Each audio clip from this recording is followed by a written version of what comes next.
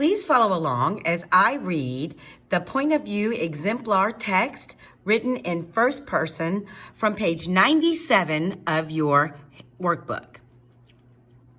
This is also written from Brian's point of view, first person, whereas in our text, of course, it's third person.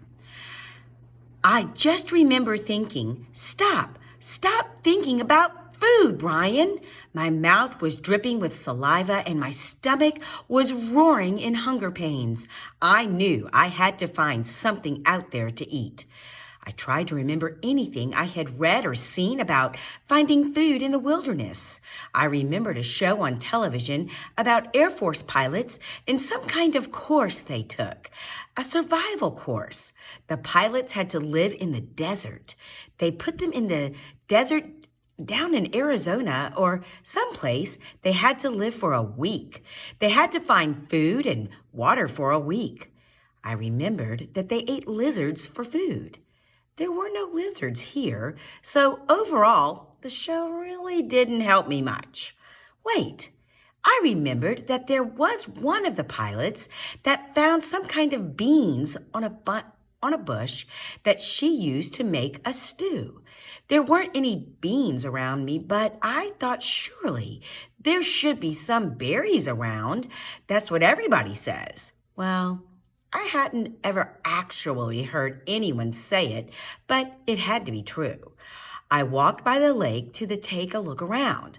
The sun was really high in the sky, and it made me wonder what time it was.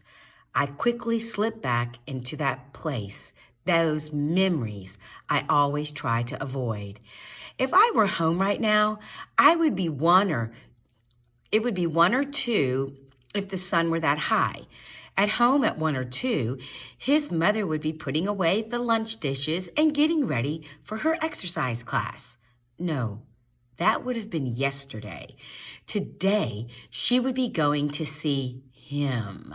Today was Thursday, and she always went to see him Thursdays. Wednesday was the exercise class, and Thursdays she went to see him. Hot little jets of hate worked into my thoughts and took over my body. I couldn't help but think that if my mother hadn't begun to see him and forced the divorce, then I wouldn't be here now.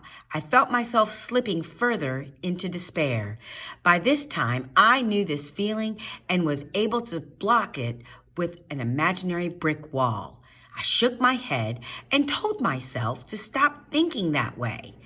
I knew that right there and then I needed to find food.